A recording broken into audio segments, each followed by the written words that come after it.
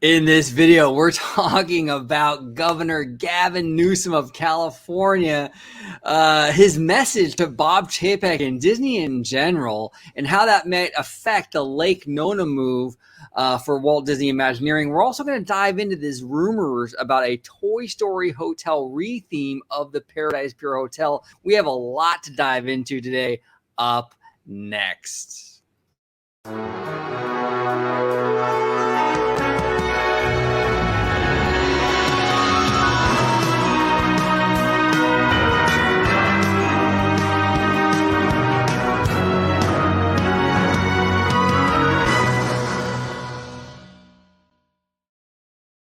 Hey everybody, welcome aboard to another episode of Orange Grove 55. I brought my good friend, collaborator, producer Dre on the channel with me today. We're going to talk a little Governor Gavin Newsom. We're going to talk a little Lake Nona. We're going to talk Toy Story Hotel.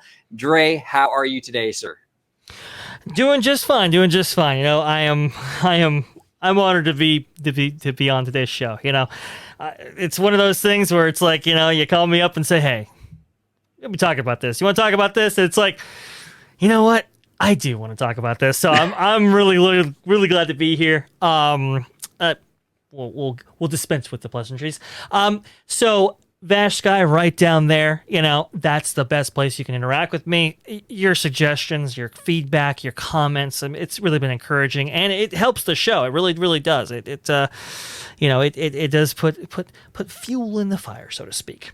But that's the best place you can interact with me, and the best place to see me is on the channel you're watching right now, Orange Grove 55 at Freshly Squeezed, your source for juicy news and info squeezed fresh right from the Grove. So that is where you can find me. And in honor of our topic today, well, you know, we got to play a little audio. Let's play it. Time to grow up. We got to play a little bit of Gavin Newsom for you. I mean, we got to poke fun. It's all fun, guys.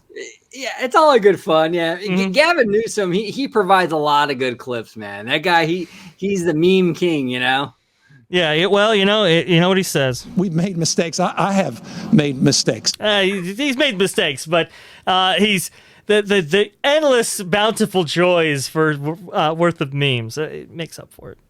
It absolutely does. It absolutely does. Now, I do want to preface this a little bit.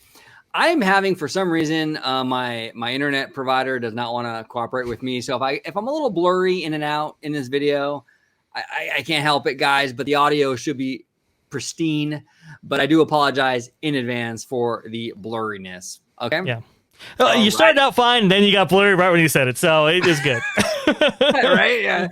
It's not working with me today, but we're gonna power through it. We're gonna power through it. So Dre, let's go ahead and dive into this story. This is fascinating, absolutely fascinating. So it says here, Newsom invites Disney to relocate employees to California from Florida, and it says here, quote, Disney, the door is open to bring those jobs back to California, the state that actually represents the values of your workers. Okay, so obviously this is in response to the whole Florida bill, right? Yes. And how, Chapek, he kind of botched the response and what have you. And now Chapek and DeSantis, who's the governor of Florida, they're kind of, there's a little tension there now, you know, with that whole situation. And Newsom is taking this opportunity to sort of say, hey, look, you know what? You just announced that you're relocating thousands of Imagineering jobs to Lake Nona, Florida. Well, hey, you know what, Disney? Why don't you just keep a lot of those jobs here in California? Your employees are more socially progressive, and maybe it would be the best move for you if you would just keep those jobs here. Dre, what are your thoughts on Newsom's kind of strategy here? You know, he's kind of taking the opportunity to sort of try to win these jobs back. What are you feeling about this? Oh man, I didn't know Newsom was such a good troll. Right. Taking advantage of a very precarious situation that Chapek has found himself in. You got to give the politician credit. I mean, he is really doing a pretty good job here because he has placed a vulnerable Chapek in a more precarious position by saying, hey, look, what's it going to be? Money or values? Right? Chapek, you say you're on board with the values, you say you're on board with inclusivity, you say you're on board with the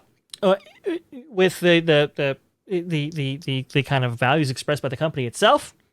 Well, let's go ahead and put your money where your mouth is. You can go ahead and bring those employees back, because for Gavin Newsom, he's also facing some ramifications for some of his decisions that he had made before. It's just the unfortunate reality. Many jobs are kind of moving away from California as we speak. So he has kind of said, hey, look, I can go ahead and take what's already become a political issue and work it in my favor. Give the guy credit. I mean, that was a smart move on his part. It was. And I'm not a big fan of Governor Gavin Newsom. I've made videos in the past about my critiques in regards to how he handled the theme park guideline situation during the pandy. Come now, sir. You can quibble about the guidelines, et cetera, but the spirit of what I'm preaching all the time was contradicted, and I got to own that. And so I want to apologize to you. There you go. Come on. I mean, don't you take that apology? I mean, he's got to own it. He's got to own it. You know, got to own it. Yeah, I was very critical, but this was a power move on Newsom's part by kind of putting Chapek or more Disney in that corner, saying, "Hey, look, you know what? You're receiving a lot of heat right now in regards to your response to the Florida bill. Governor DeSantis is calling you out, what have you. Why don't you come to California where you won't have these social problems? You know, you won't get that heat." And why don't you come back to California? And it's a smart move on his part because, number one, it makes Newsom look like, hey, look, you know what? I'm trying to bring jobs back to the state, right? And I don't think anyone can argue with that. And number two, look, Chapek is looking for any kind of win right now. Like optically, public relations wise, Chapek is taking a huge beating. So if Chapek can sort of win people back by saying, "Hey, look, you know what? Hey, Newsom, I'm gonna actually hold you to that. I'll instead of maybe moving 2,000 employees to Lake Nona, maybe we'll just move over 1,000 or 1,500 and keep those here in California. It's good optically for Chapek, and it's also a good for Newsom. But here's the caveat: if he doesn't do that, then he gets heat for not doing it, because then it's like, hey, Newsom's opening the door. I thought you were all about the values. I thought you were socially aware and that you made this big apology. So it puts Chapek in a tough spot. It really, really does. I don't know. I think that, look, I'm not privy to the deals of the Lake Nona deal. Sure. But if Chapek could sort of, obviously they can't cancel the Lake Nona move. There's too much money already in that. Pretty much. They're already building a facility and what have you. But if Chapek could maybe, like what I suggest, is sort of just, instead of moving X number of employees over there, maybe cut it in half or by a third or whatever, that might kind of save Chapek optically and kind of improve his standing with fans and with the industry. But what do you think about that, Dre? Do you think he should do something like that, or do you think that he should just power on business as usual and just move what he was going to move over to Lake Nona? Well, I will admit that it's a pretty smart move. If he were to go down that route, right? If he were to kind of change course, change direction, say, you know what, maybe our move to Lake Nona was maybe a little bit too aggressive. And Newsom's right. They do represent, the state of California does represent our values maybe a little bit closer than the state of Florida as it exists today, right? That'd be smart, but from what I understand, they already finalized who was moving, and they've already told people who's staying, who's going. And those people have already made plans. They've already uprooted their lives in some instances. Maybe some people have left the company. That's going to be hard to negotiate as well. You could end up getting yourself even more in more of hot water when you've kind of upended so many lives and so many people. Now, the way that you get around that is maybe you pay for expenses. Maybe people who may have left the company as an ultimatum to moving. Maybe you invite them back in. There's ways to do it, but man, does it get complicated. And like you said, Newsom has placed him in a precarious position. What I wanted to say during this whole thing is Chapek has done this to himself, right? Chapek, it can't be understated how how badly he has misjudged the situation and the decisions that he's made across this entire ordeal have just been the wrong move. There are ways to handle it, right? There are ways to go about this, and maybe here's what's interesting about all this, right? And I bring this up because the company itself is very much takes a kind of proactive role in this as well. They watch these things as well, and I kind of want to give our viewers insight into what they see. Politically speaking, when you're talking about the entire nation, we're on the precipice of an election, right? And some of those polls have things swinging one way, strongly towards one way, rather than where it's kind of been right now. We obviously know the state of Washington D.C. Congress, right? A lot of open Senate seats, a lot of open House seats, and they might be moving in a particular direction, opposite of where they sit right now. Disney knew that. Disney understood that, right? And I think Chapek's kind of initial thought process when it came to this bill might have been, maybe let's stay out of it and pivot with the nation, get ahead of it before this election cycle brings us to a more polarized state than we already are, right? And unfortunately for Chapek, that just did not work out. And he did not successfully do that. There were ways that he could have, right?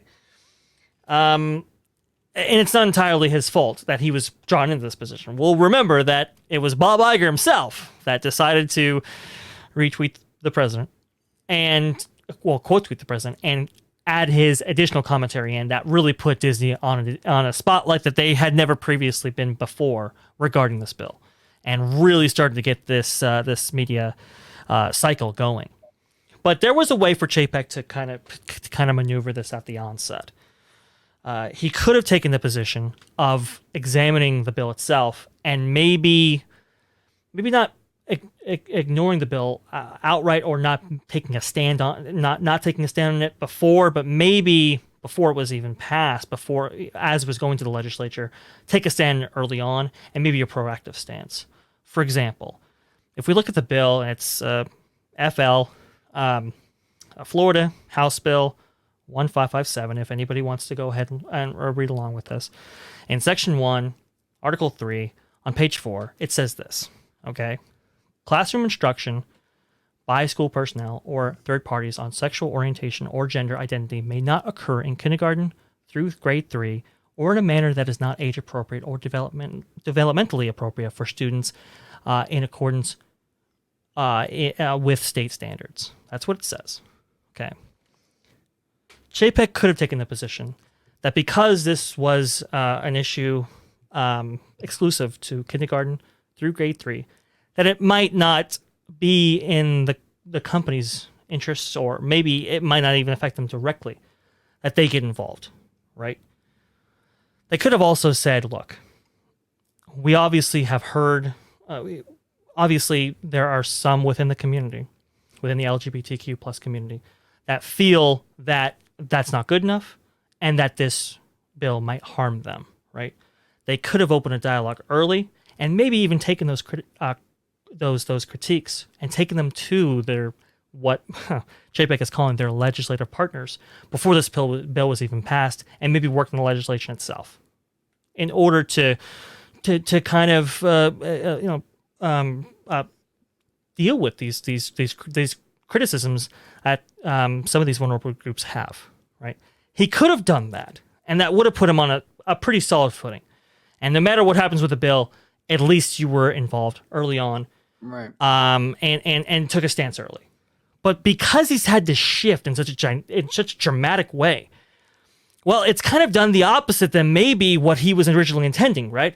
Instead of taking the company and shifting it maybe culturally and politically in a realm that was maybe less, maybe even, what should I put?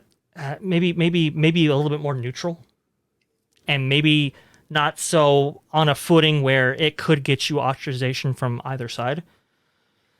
It's now made it a very political and polarizing issue. And it's put Disney directly in the crosshairs, exactly where he didn't want to be in the first place. And that's why you have DeSantis coming out and saying what he said about the Disney company, and Gavin Newsom coming out and saying what he, what he did about the Disney company, and kind of putting the onus on Chapek and all these directions. And it was just unnecessary. It's something that didn't need to happen. Well, and it's funny. It's funny because like Chapek said in one of his half a dozen, explanations that he's had over the last 2 weeks. I remember him specifically saying he doesn't want Disney to be like a political football. Mm-hmm. And that's exactly what it's become, because now you have DeSantis, now you have Newsom, and they're both kind of vying and pulling Disney in these different directions. You're right. If he would have been a little more proactive, if he would have been a little more involved in that whole discussion weeks ago in regards to the bill, I think you would have made more people happy on both sides of that, because you would have seen more of an honest effort on Disney's part to really kind of get to the bottom of this and do what's best, and I just feel like he waited too long, and then he doubled down on his stance 2 and 3 times, and then he completely backtracked on his stance. It doesn't look good.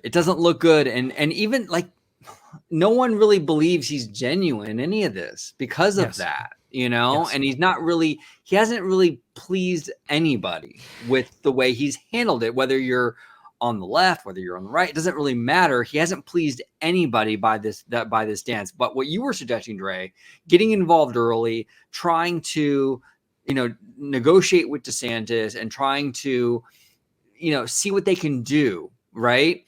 Mm-hmm. Early on, I think would have been a good strategy. And I think it would have showed a good faith effort on Disney's part to really try to just be better and try to, influence the legislation in a positive way. And they didn't do that. And it's to his fault. And he said he did. He said working behind the scenes. Well, it's not going to placate anybody.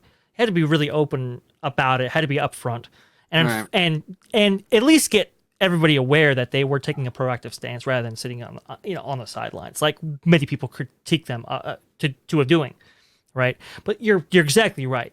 It didn't exactly, placate either side, because obviously you have these groups who feel completely disenfranchised with what Disney Company has done, and then you also have the other side, which education has become a very, very important issue for that side, right? We've been seeing moves all across the country. We saw that the gubernatorial race in Virginia may have been decided on education itself, right? We saw San Francisco, how they voted out their school board based on education. Education's a serious issue. And now with Chapek taking this very out-and-out stance, that has now damaged good or bad will on both sides, on both ends. And they're getting hit on all fronts now. And then you have the internal turmoil that this is kind of, agitated, right?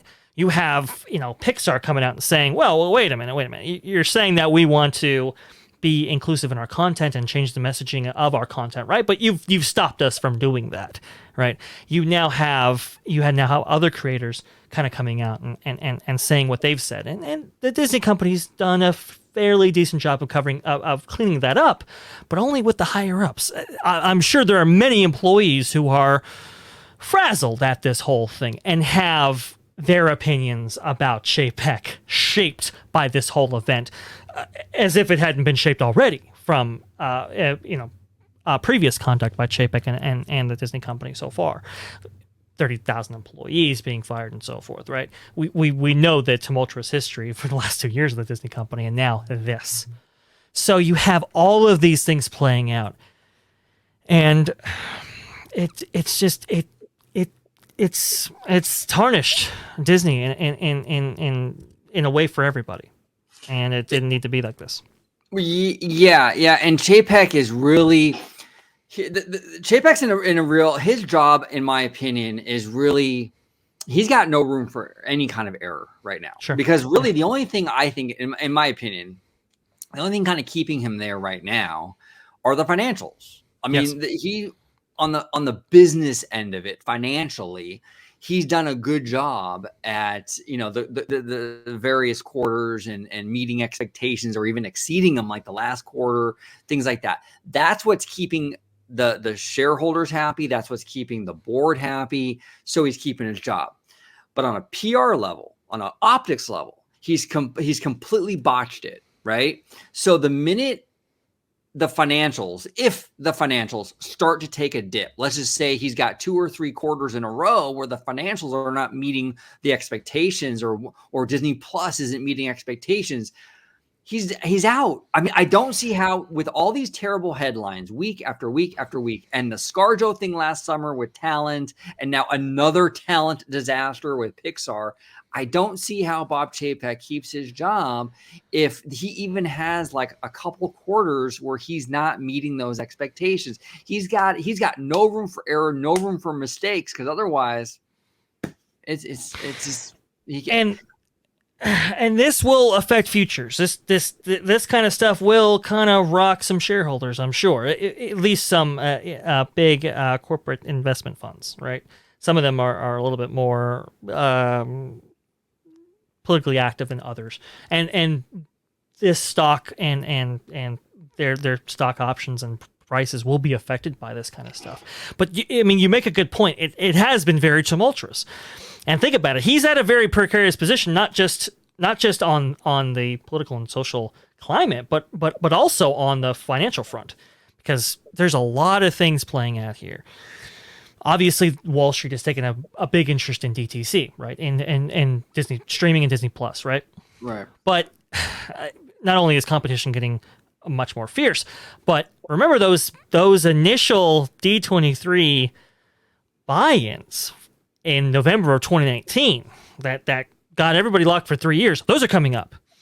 Now, those might be a small contingent, and maybe even a smaller contingent actually leaves from that, right? Or maybe they're not retained. But think about it. If you don't retain them, even if you don't retain like 1 million, 2 million, or whatever, if it's a kind of a small number, that's a number that you have to work against to get yourself back up on track for what's expected to be the next quarterly earnings.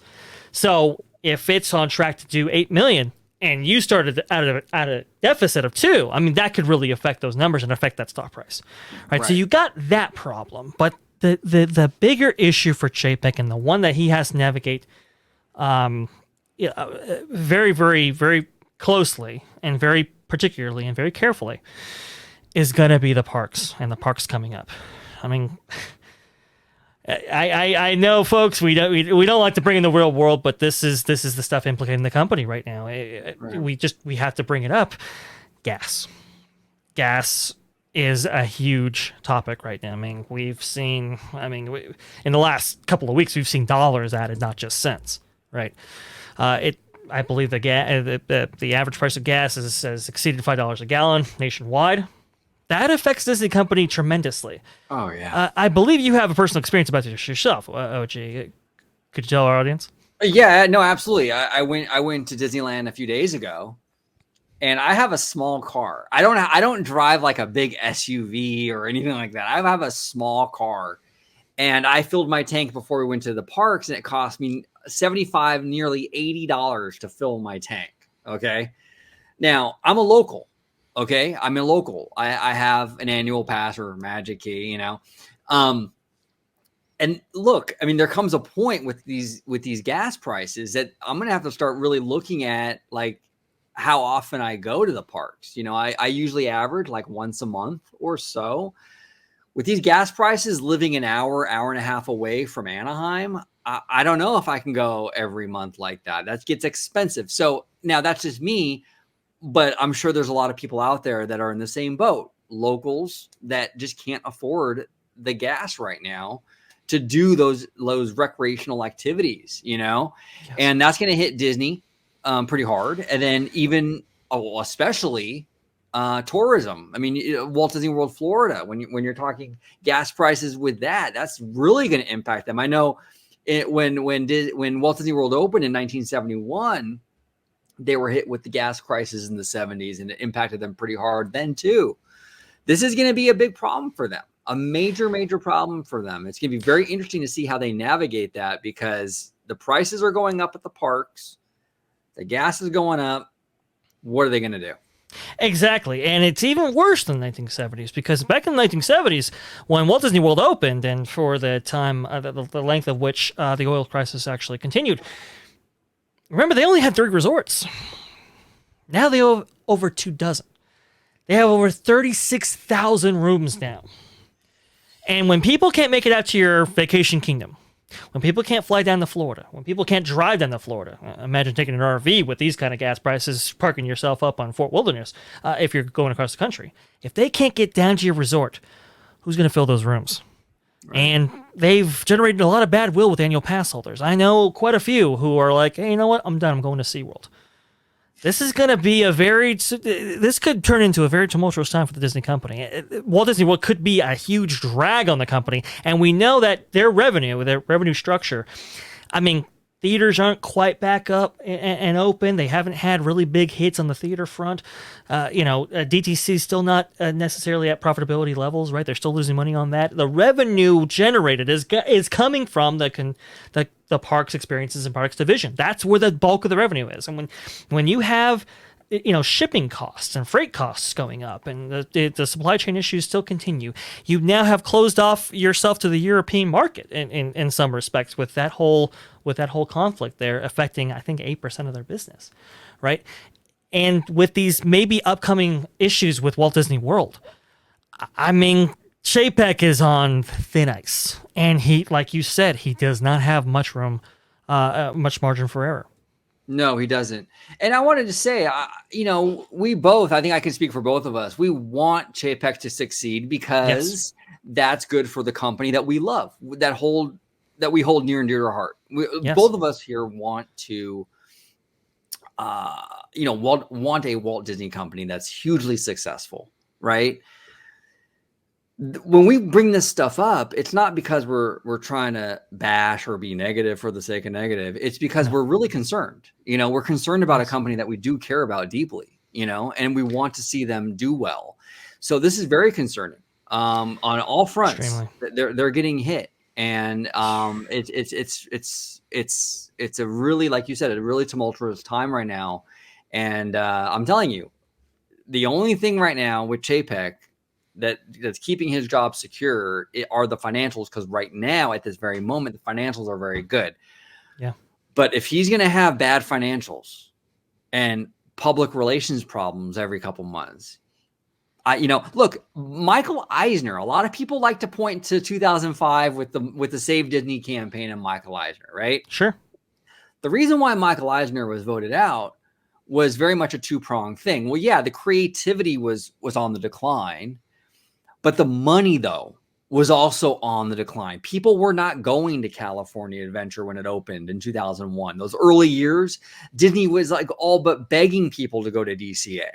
Okay. The movies were not doing well. You had stuff like Chicken Little and Home on the Range and Treasure Planet, which actually I like Treasure Planet, I will say, but it didn't do well.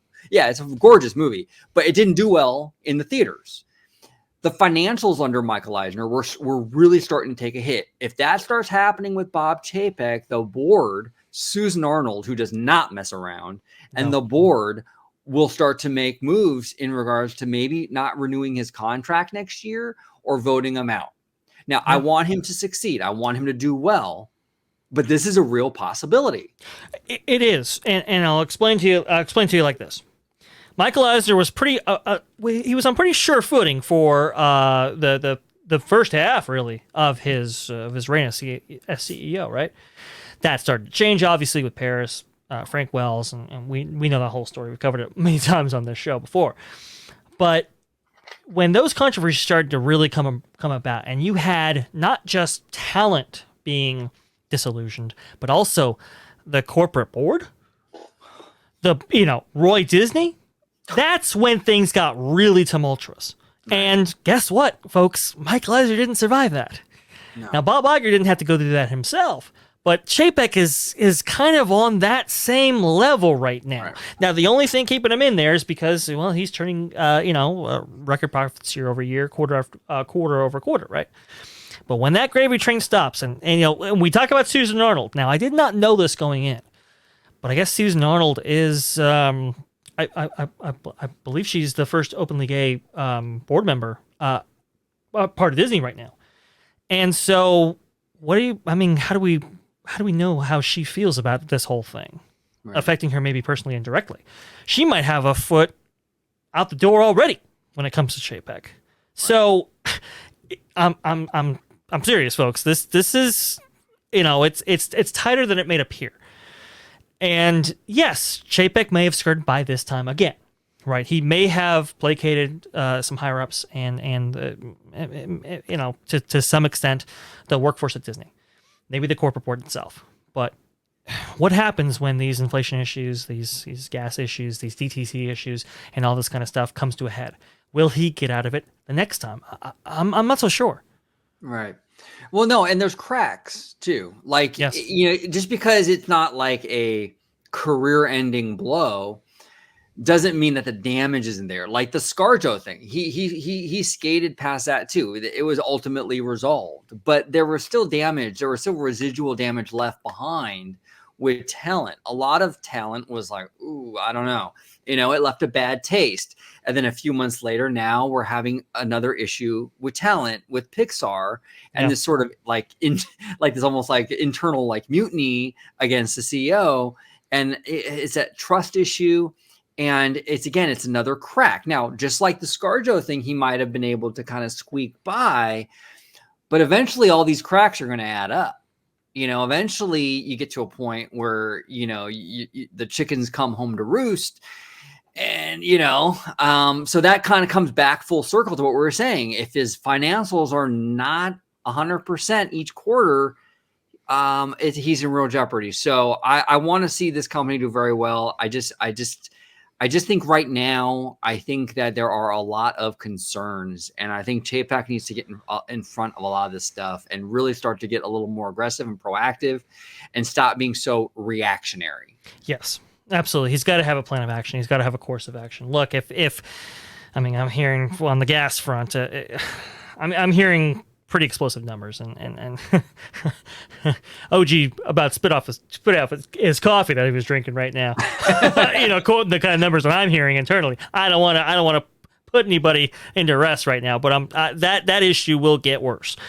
And when those 36,000 rooms can't be filled, and when maybe DTC numbers don't hit, and all this kind of stuff, you really have to have a course of action. And it's going to be interesting to see how Chapek navigates these waters right now, because they're shark infested for sure. Yeah, it's wild. It's absolutely wild. So we'll see how this whole thing plays out. There's a lot of moving pieces here. Very interesting move, like we talked about earlier with Newsom, kind of putting the pressure on Chapek to bring more jobs here to California. I do think that was a smart move on Newsom's part. I've been critical of him in the past, but I got to say that was a kind of a checkmate kind of moment for Gavin. I think that was brilliant. And we'll see if Disney acts on it. We'll see if Disney, maybe Chapek will hold him to it. Hey, Newsom, what can you do for us? Maybe like what can we work out where we can bring more jobs here to California? What can we do? And that might be a positive thing. It might turn out to be a positive thing. Speaking of Newsom and gas, Gavin, I believe, has deferred the latest gas tax in California. Is that right? Or deferred it a couple, maybe a year or two? There's a 50-cent hike. I think so, yeah.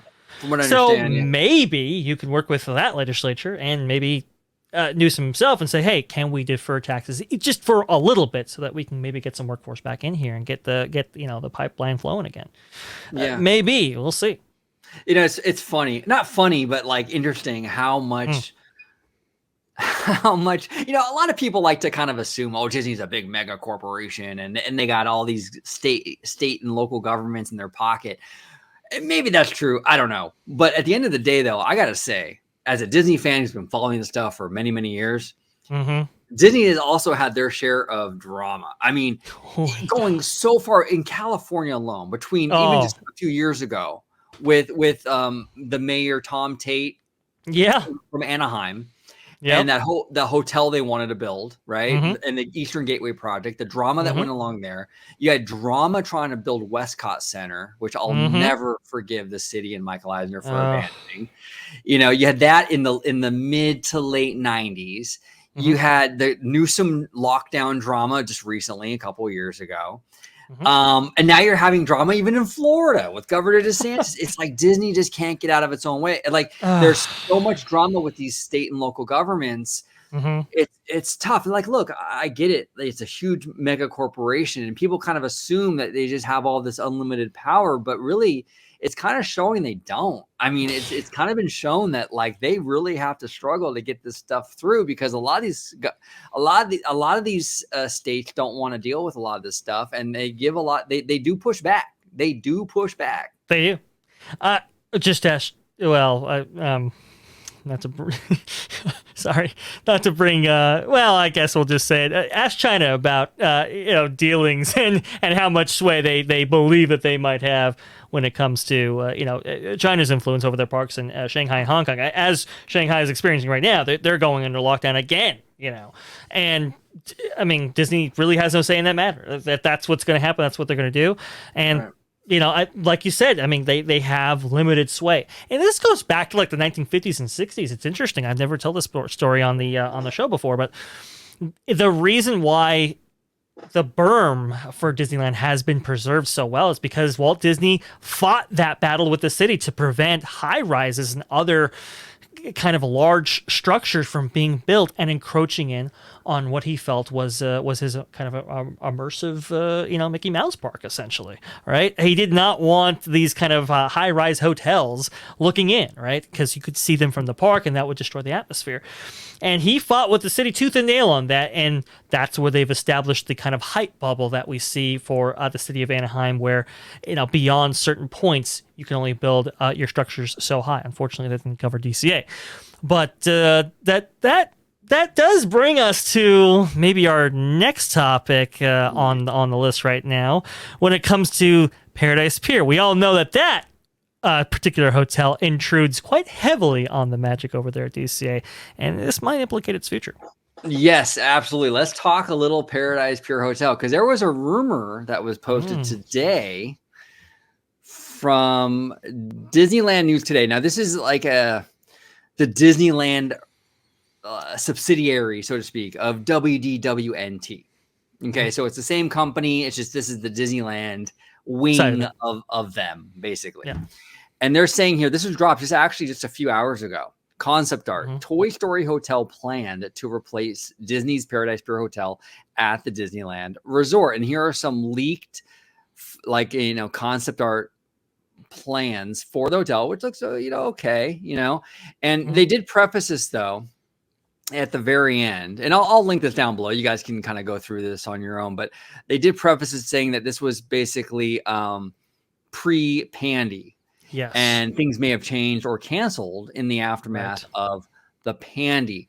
Now, here's the thing when it comes to this plan. For me, it's kind of bittersweet. It's kind of good and it's kind of bad. It's good that there is a plan. At least there is some plan to sort of fix the Paradise Pier Hotel problem. Paradise Pier does not exist anymore. All right. So at least it's good to see Disney is actually working with some concepts to sort of address that issue. That gives me a lot of encouragement. But when it comes to Disneyland Resort, I like to think big. I'm a big proponent of even a third gate, really trying to go beyond the status quo, do more than, shoot for the moon, basically. Right. Yes. And the thing that really kind of frustrates me with this move, there's a lot, but the main thing is that Disney just recently opened on March 1st, the Galactic Star Cruiser, which is really this cool kind of blending of like a hotel and the theme park experience. Kind of an escape room meets murder mystery, meets immersive story, meets hotel, meets cruise in a kind of with a theme park, thing. I mean, it's pretty ambitious. It's pretty ambitious. And I was kind of hoping, and I think I mentioned this actually on that Galactic Star Cruiser video a few weeks ago, but I mentioned how Disneyland Forward is a real opportunity for Disney to go all in, to really lean into that whole idea of these immersive hotels that are really blurring the lines between a hotel and theme park. And the reason why Disneyland Resort, in my opinion, would be on the forefront of that is because you have two major hotels, Disneyland Hotel and Paradise Pier Hotel, that will potentially be sitting inside theme parks if Disneyland Forward moves forward.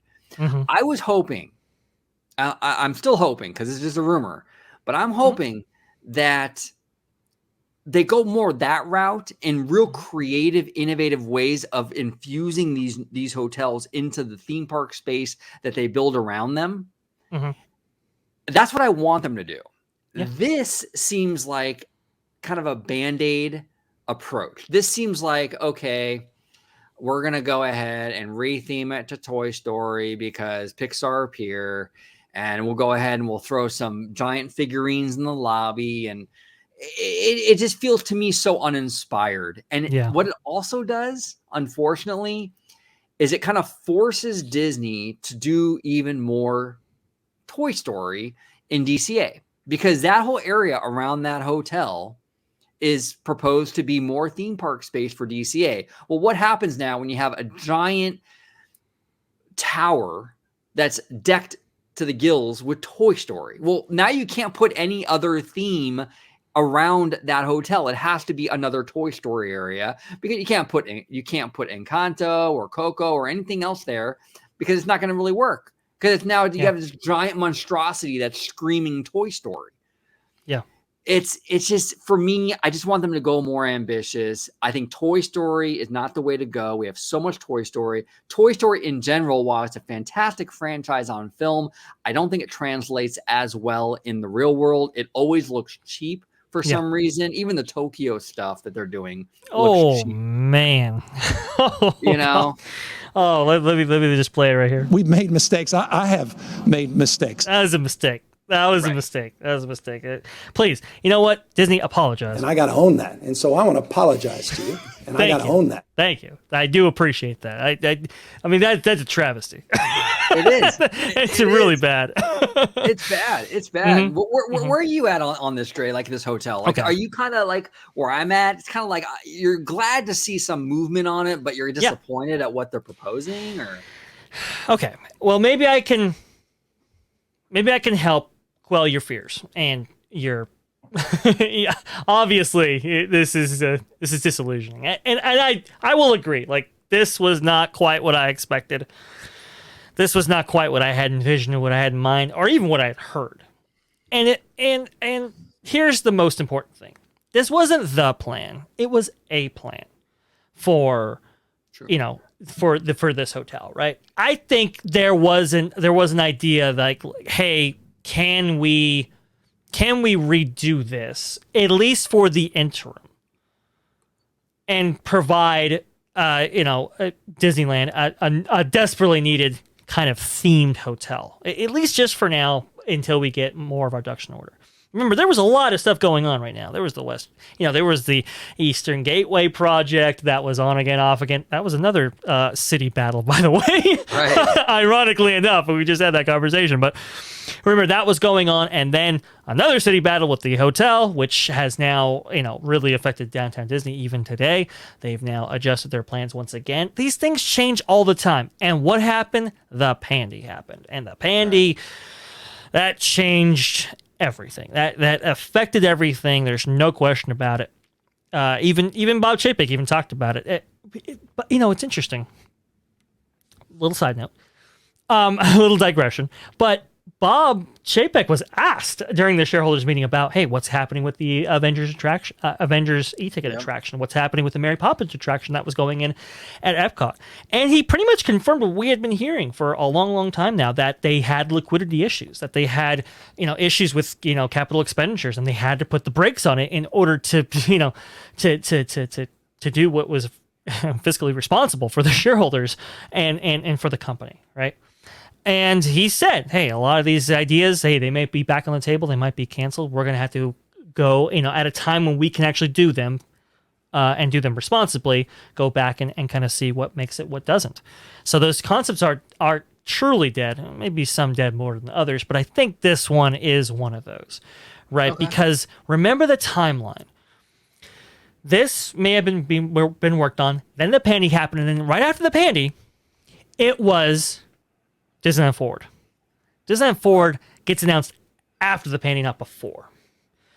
And True. that would have changed everything. And that may not include whatever incarnation the Paradise Pier Hotel takes going forward. Now, it might be included as part of those plans. They might, take on this building once again. But remember, Disney didn't build this building; they inherited it.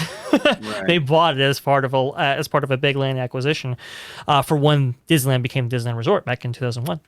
So it's like, I don't think they've ever been in love with this thing, and that's why even on the concept art that you're showing right now, they aren't throwing too much money at it, right? I think it was just something to kind of give, hey, let's give them maybe 10 years worth of entertainment before we decide what we're officially going to do with this. So, and I will say this. Corliss and the team at Walt Disney World News today, they have been, their leaks are actually pretty decent. The Disney company tries to thwart them, but there is validity in some of their claims, and this concept artwork does look fairly legit, but it also looks like something that was maybe a plan and not the plan, and I don't think it's the plan going forward from this day out. So that's why I'm kind of like, yes, I'm disappointed with the concept and what it looks like right here, but I understand maybe where they were coming from and how things have changed now. Yeah, no, completely. This is pre-Pandy, number one. Number two, it's also pre-Disneyland Forward, because we still don't know if that's been approved yet. And I think once Disneyland Forward gets approved, which I do think it will, but once they work that out, I think all bets are off when it comes to these hotels and what they want to do.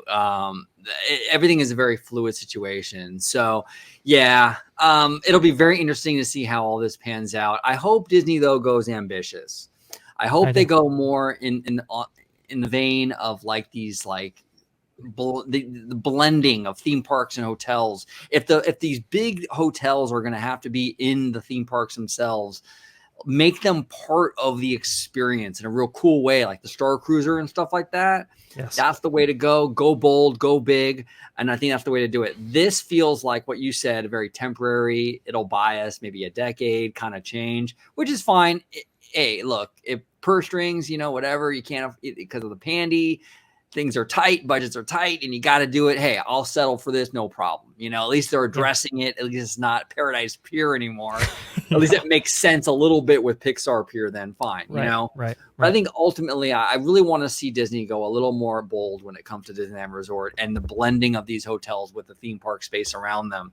They have a real opportunity here, because of the way that Disneyland Forward is going to be kind of structured with everything kind of mixing and like mixed use. Real opportunity, and I hope Disney doesn't drop the ball on it. Don't play it safe, Disney. Don't play it safe. I hope they don't, but I mean, we're seeing cuts all over the company, unfortunately. I mean, we saw cuts in the Galactic Star Cruiser. It cuts to weird stuff like food and even staffing now. Apparently, the staffing levels that were that existed on the first opening cruises for the media and maybe one or two after have now been cut by like half, from what I understand. Wow. Like and that's a premium experience. So I wish I had more good news, guys, but there's just not a lot of hope, at least for the time being. And hey, maybe this idea comes up again, but it would be as for the time being kind of plan. I don't think this is, this is maybe within the 5-10 year range plan, right? This isn't in your 50-year plan. I don't think. Right. No, I don't not think. at all. I don't think this. But I will say though, you make an interesting point. Immersive hotel experiences that are kind of an extension of the theme parks themselves. I think that's a very attractive idea, especially for Disneyland, right? And we've seen this with like Disneyland Paris's Disneyland Hotel and how it's like their entrance for their Disneyland Paris theme park. We've seen like even here domestically at home with what is it? The Grand Californian, right? And how that is kind of an extension of California Adventure, that story in a lot of ways. And so for a space limited kind of resort like ours, I think, like you said, OG, I think a resort kind of immersive experience, kind of this hotel being an extension of the themed lands, is the way to go. It's interesting. Tony Baxter had a lot of ideas for, you mentioned Westcott earlier. He had a lot of ideas in this realm for Westcott when it came to that kind of plan there. Like, what if you could stay at like an Egyptian hotel and you had Egyptian themed attractions on the bottom floors while people and guests stayed at the top? You know, and I mean, what if you had like an Asian section where you had maybe a Great Wall inspired coaster at the top with dragons and so forth, and maybe you had, maybe a show or theater space down below, and you could, as part of your stay, you could, you could kind of engross yourself in Chinese culture and do Chinese or Asian inspired activities and so forth. I mean, that's the kind of stuff that they were looking at, and that was back in the 1990s. Wow. And that's the kind of ambition. That's the kind of outside the box thinking that I want to see with Disneyland Forward. Yeah. I really want to see them dust off some of those plans, or even those, not even necessarily the exact plan, but the concepts of the hotel with the attractions underground, things like that. I want them to sort of, when it comes to Disneyland Forward, really take that innovative outside the box approach. I don't want to see them just, throw a couple Buzz Lightyear figures in the lobby and call it a day. I really want them to go in a real innovative, cool direction. You have all those great concepts, like you said, with Tony Baxter and Westcott and what have you. It doesn't have to be necessarily the same theme. You can even make it, because a lot of the Westcott stuff was not IP. You can tweak it where it is IP, because I know that's the industry right now. I mean, they're not going to do things that are not IP. But if you want to take the concept, the general idea of those things and utilize it in a way where you can incorporate your franchises, that's the way to go. But that's what I want to see them do, a real creative use of this space, because Disneyland does not have a ton of space.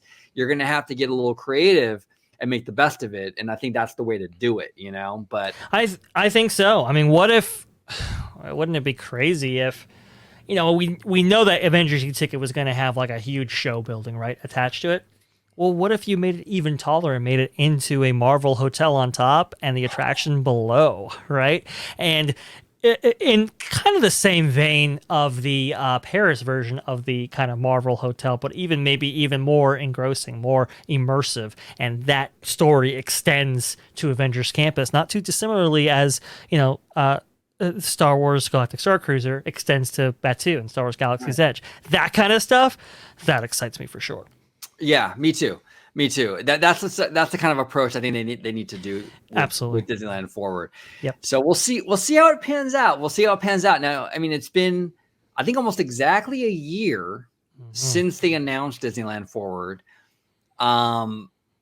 So I think they said it would take about 18 months for the whole approval process. So around the time of D23 Expo, later this summer, early fall, we should hear, I would think, something, whether it's they didn't work a deal, whether they worked a deal, whether they didn't work a deal, we should hear something. So it'll be very fascinating to see.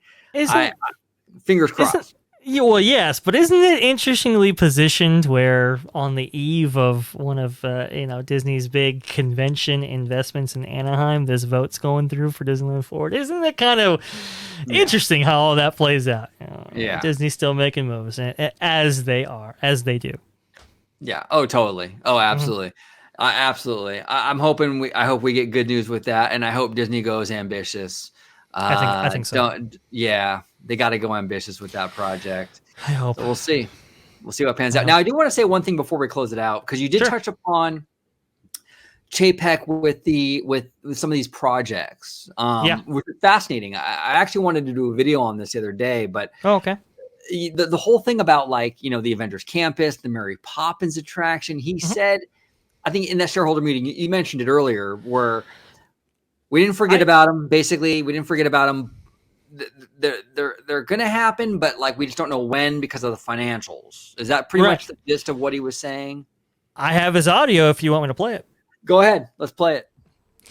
Yeah, so I was able to find that audio, and just for clarification for our audience, Chapek was directly asked from an investor in Anaheim, actually, frequent Magic Key holder and annual pass holder, about projects specifically relating to WDI and Disneyland and Walt Disney World, specifically the attractions of the Avengers E-ticket attraction and the Mary Poppins attraction that was announced for Epcot.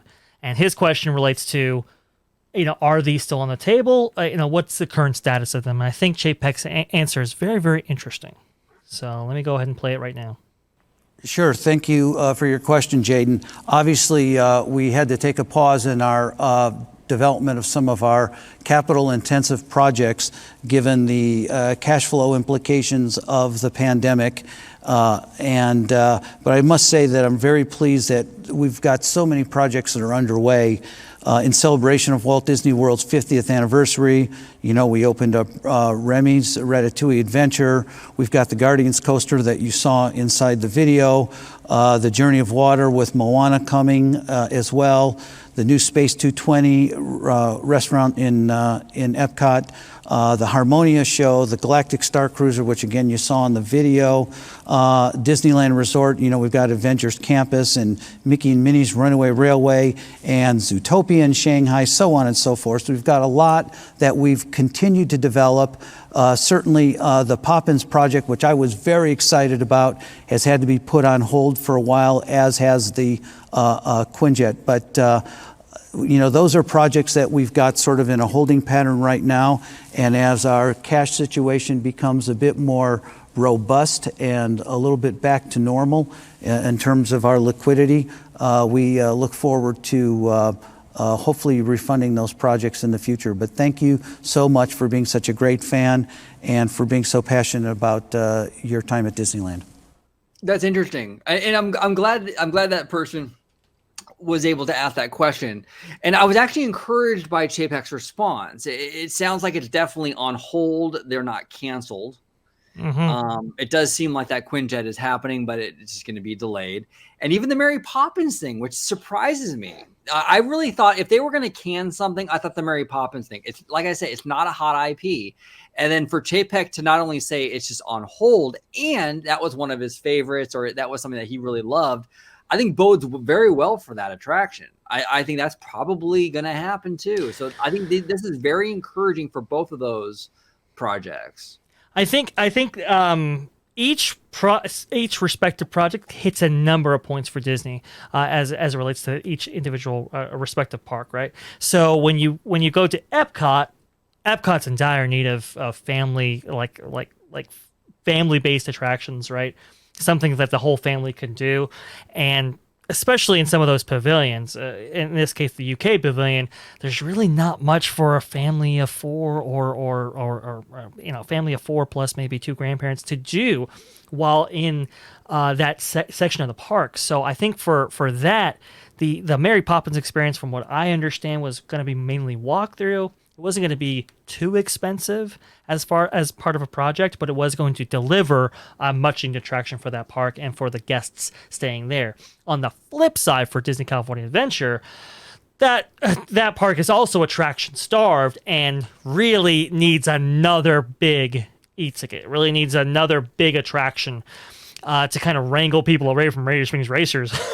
That's been absorbing all the crowds from 2012 onward, right?